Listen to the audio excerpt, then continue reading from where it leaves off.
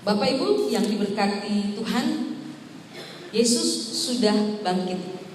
Itu sebuah kebenaran. Dan ekspresi Maria Magdalena, pertama dia menangis, tapi setelah dia tahu, dia bersemangat. Bahkan dia tidak diam atau menikmati semangatnya, tapi dia pergi dan menyampaikan satu kalimat pendek, aku telah melihat Tuhan. Ini yang jadi tema di pembacaan firman Tuhan pagi ini, di mana Maria Magdalena adalah seorang yang unik. Dia orang yang pertama lihat kebangkitan, lihat Yesus. Yang lain cuma lihat kain, lihat kubur. Tapi Maria melihat Yesus. Siapa itu Maria Magdalena? Maria Magdalena itu perempuan yang ditolong Tuhan, dilepaskan, mengalami pelepasan, pembebasan dari Tuhan. Ada 7 setan diusir di hidupnya. Bayangin, 7 setan. 1 setan aja udah masalah, bukan? Ini 7 setan. 1 setan aja kita udah pusing kepala. 7 setan. Enggak tahu setannya datang dari mana, tapi hidupnya dibebaskan oleh Yesus. Ketika dia bilang, aku telah melihat Tuhan, ini bicara perjumpaan. Maria ketemu Yesus. Perjumpaan terhadap kebenaran bahwa dia bangkit.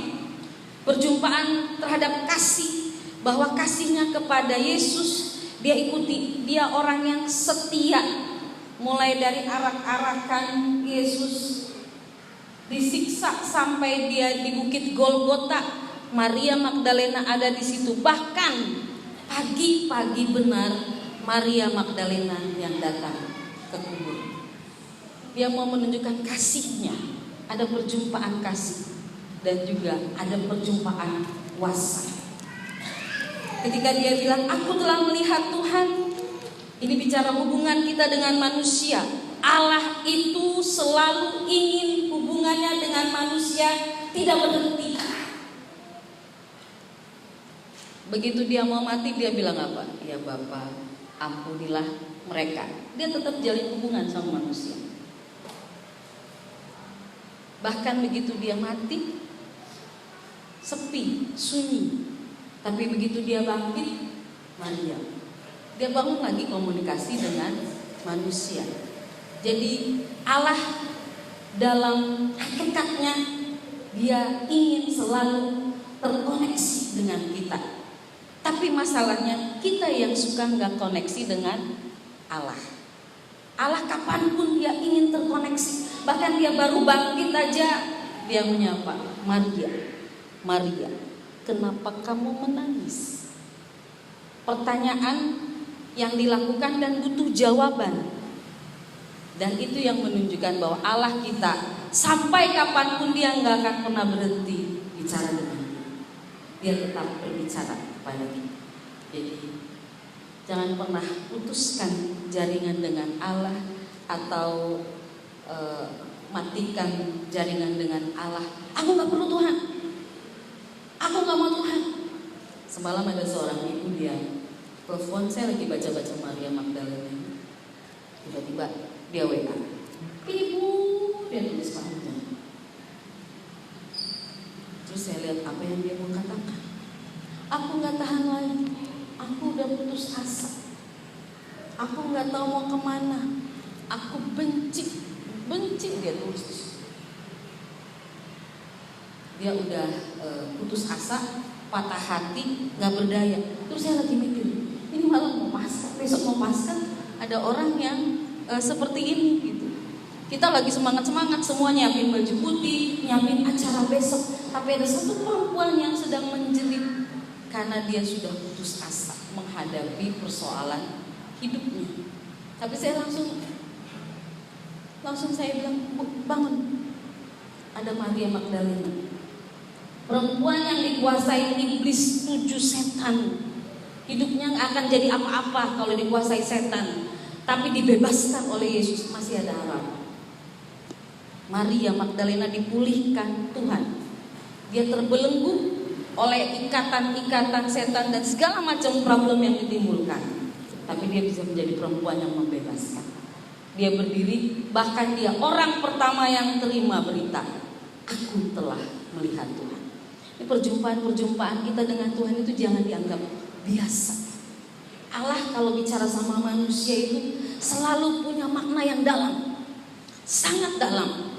Dan saya sangat terlalu yakin kalimat itu waktu dia tanya, Maria, mengapa kamu menangis? Bukan hanya perkataan yang biasa aja lah, basa-basi, bukan. Tapi dia sedang bicara yang dalam kepada seseorang. Kira saya bilang sama ibu itu, lalu doakan dia dan dia tenang. Saya bilang, kita lihat besok kuasa kebangkitan Kristus terjadi atas ibu. Saya lagi tunggu beritanya apa, berita dia tentang persoalannya yang seperti yang dia alami. Jadi ketika kita bicara dengan Tuhan, kita punya koneksi dengan Tuhan dan kita sedang disampaikan sesuatu oleh Tuhan. Cuman kadang-kadang kita nggak nangkap, kadang-kadang mata kita teralihkan. Dua orang yang jalan ke Emmaus udah ngobrol, nggak tahu kalau mereka lagi jalan sama Yesus, ada sesuatu yang menutup mata mereka. Maria udah dibilang, kenapa menangis? Kamu yang jaga penunggu kubur ini ya? Di mana mayat Yesus? Kamu yang ambil ya? Kasih tahu di mana? Saya ambil. Dia juga masih tertutup. Kadang-kadang persoalan-persoalan hidup kita itu mengalihkan Tuhan di hidup kita. Kadang-kadang kan kalau kita sudah punya pergumulan-pergumulan yang berat, kayaknya cuma kita yang paling malang di dunia. Kita nggak lihat lagi Tuhan yang besar, Tuhan yang hebat di hidup kita. Yang kita lihat, aduh, berat banget masalah ini, sedih banget, sakit banget. Yang kita lihat, yang kita hadap, padahal Tuhan ada di sini. Tuhan tidak hanya ada di waktu kita ulang tahun, kita senang ada Tuhan di situ. Tuhan tidak hanya ada di waktu kita sedang lulus dari sebuah kelas atau lulus dari sebuah pekerjaan atau kita sedang lagi dapat berkat. Tuhan tidak hanya ada di situ. Kita cuma suka melihatnya di sini. Waktu kita dapat berkat, Tuhan luar biasa. Kita langsung lihat Tuhan Tapi coba waktu kita punya masalah, waktu kita sedang terbelenggu sama masalah, kita nangis bombay, gak lihat Tuhan, nangis meratapi masalah-masalah kita. Padahal Tuhan ada di keadaan yang seperti itu. Sedikit waktu saya sakit itu, saya baca sebuah buku, Yesus ada dalam krisis. Terus saya pikir-pikir krisis saya, ya sakit seperti itu. Tapi saya bangun cara berpikir saya, bangun iman saya. Begitu mau masuk kemo, saya bilang gaya kan saya, Tuhan aku nggak mau kemo, nggak ada kemo, aku mau sembuh, nggak pakai kemo, gaya. Tuhan bilang enggak, masuk. Aku nggak mau transfusi apa itu? Transfusi darah siapa itu? Terima. Itu yang membuat saya ditolong Tuhan, bahwa saya berpikir sembuh aja, kan ada Tuhan dengan cara seperti itu. Tapi saya nggak pernah berpikir bahwa di ruang kemo juga ada Tuhan. Kenapa takut? Waktu kita mengalami persoalan, di situ ada Tuhan. Lalu saya terinspirasi dengan kisahnya Sadrak Mesak Abednego, 3 orang yang disuruh sembah patung oleh Nebukadnezar. Kamu sembah, kalau kamu tidak sembah, kamu masuk di perapian, dapur api yang menyala. Lalu kata Sadrak Mesak Abednego, sekalipun Allah yang kami sembah tidak menolong kami tidak akan sembah patung. Itu iman. Itu iman yang luar biasa. Bayangin, berani mereka ambil posisi. Sekalipun Allah gak tolong kami tetap gak akan sembah patung. Wah, itu bagi saya itu kekuatan iman yang Mungkin kalau kita bilang, ya udah deh, daripada kita dimasukin di api, udah deh, kita kan pakai hikmat dong, daripada kita masukin di api, pakai hikmat. Tapi Sadrak, Mesak, dan Abednego gak bicara hikmat, justru mereka bicara iman. Sekalipun Allah yang kami sembah tidak menolong kami tidak akan sembah patung. Singkat cerita, mereka masuk ke dalam dapur api, diantar oleh orang-orang yang bawa, penjaga-penjaga yang bawa mereka. Begitu mereka dimasukin, yang bawa mereka aja udah hangus, apalagi yang masuk. 3 orang masuk ke dalam pluk. Nebukadnezar lihat-lihat, terus dia bilang, kita kan masukin 3 orang ya? Iya, 3 orang. Loh, kenapa ada 4 orang di dalam? Ketika kita punya iman yang terkoneksi dengan Tuhan, punya perjumpaan dengan Tuhan, kita mengalami perjumpaan kuasa, perjumpaan kasih, perjumpaan kebenaran. Tuhan ada di dapur api, ada di krisis itu. Tuhan bilang masuk. Seharusnya Tuhan bisa bilang gini, waktu mereka mau diantar masuk, Tuhan bilang tak sampai di sini. Biar lindungi dong, gak usah masuk dong. Kan mereka gak bersalah, bahkan iman mereka hebat. Maksudnya Tuhan halangi dong? Enggak. Tuhan bilang masuk. 3 orang itu masuk, dan begitu masuk ada Tuhan di sini. Di dapur api itu ada Yesus. Jadi situasi apapun dalam hidup kita ada Yesus. Lihat Yesus ada di sini. Maria bilang, aku telah melihat Tuhan. Di semua peristiwa hidup kita, lihat ada Yesus di sini. Kita nggak lihat memang Yesus secara kasat mata yang jadi manusia ya. Jangan cari gambar Yesus deh sambil hadapi masalah cari gambar Yesus. Enggak, saya nggak suruh begitu. Tapi sekalipun kita tidak melihat, tapi kita percaya ada Tuhan. Jadi setiap pergumulan kita yang kita hadapi di titik nol, yang kita alami, yang tidak berdaya, percayalah di situ pun ada Yesus. Kata firman Tuhan dalam Mazmur 139, kita naik ke atas gunung ada Tuhan, lari ke dalam lembah ada Tuhan, mau terbang di atas langit ada Tuhan, di mana aja ada Tuhan. Jadi mari kita bangun spirit awareness kita, kesadaran akan adanya Allah di hidup kita. Ada satu anak muda ditegur oleh kakak pembinanya karena dalam ibadah dia selalu melihat main handphone terus ditegur sama kakak pembinanya.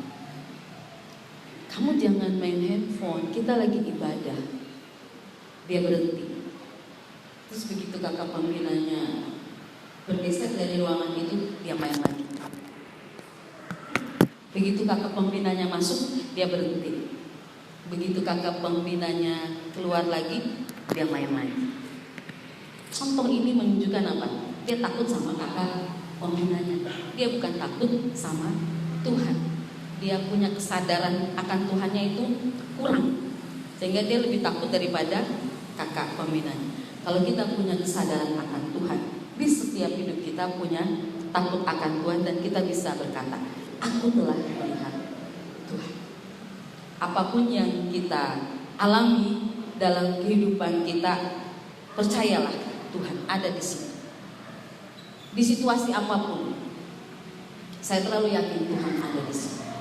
Begitu masuk kemo 2 kali proses kemo itu membuat saya terhenti napasnya. Habis itu saya menangis. Karena saya menangis kenapa? Biasa kan orang mau mati saya suka lihat, oh udah mau mati, oh prosesnya dikit lagi mati. Kalau ada jemaat yang sudah waktunya, oh udah mati, oh sebentar lagi, tinggal paling berapa menit atau berapa jam lagi. Nah, saya melihatnya secara langsung berulang-ulang. Tapi kali ini saya mengalaminya dan saya menangis. Di situ Tuhan bilang gini, ada saya di sini. Kenapa? Takut. Ada Tuhan. Lihat Tuhan. di hidup kita. Tidak hanya lihat, dengar Tuhan, karena Tuhan selalu bicara di proses hidup kita. Lalu Maria Magdalena keluar, dia beritahu kepada murid-muridnya, aku telah melihat Tuhan. Ini bukti. Kalimat ini penting buat orang Kristen, karena apa? Nyata, Yesus bangkit. Kalau nggak ada penampakan itu, bayangin kita mau pegang apa hari ini? Kubur kosong, Tuhan kemana? Kainnya aja, ya Tuhan kemana? Nggak kelihatan apa-apa. Tapi dengan Yesus menampakkan diri kepada Maria, maka buat kita pegangan hari dia bangkit, dia ada. Cuma dia nggak bisa disentuh waktu itu. Dia bangkit dan dia ada, dan kuasanya tetap sama. Alami perjumpaan dengan Tuhan, perjumpaan kuasa, perjumpaan dengan kasih-Nya, perjumpaan dengan kebenaran-kebenaran dalam kehidupan kita. Maka pagi ini kuasa kebangkitan itu juga ada pada kita. Sakit, di tengah sakit pun ada Tuhan di sini. Di tengah kita sedang keadaan gak punya apa-apa dan gak bisa buat apa-apa, masih ada Tuhan di sini. Di tengah kita bingung, bimbang, ambil langkah, ada Tuhan. Di tengah kita sedang galau, ada Tuhan di sini. Bahkan di tengah bangsa kita sedang menanti hasil daripada pilpres dan pileg, tetap ada Tuhan di sini.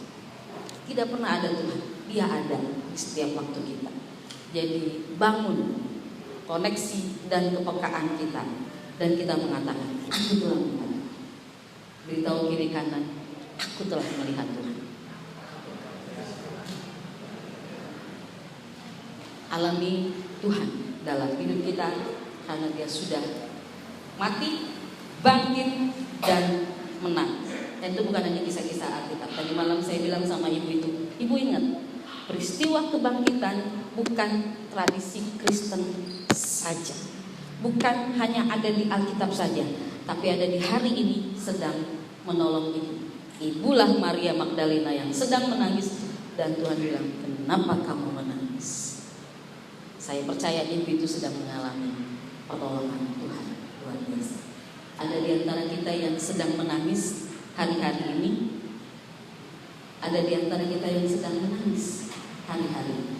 Mungkin kita tidak meneteskan air mata, tapi kita memiliki kegelisahan-kegelisahan yang menyedihkan dalam hidup kita.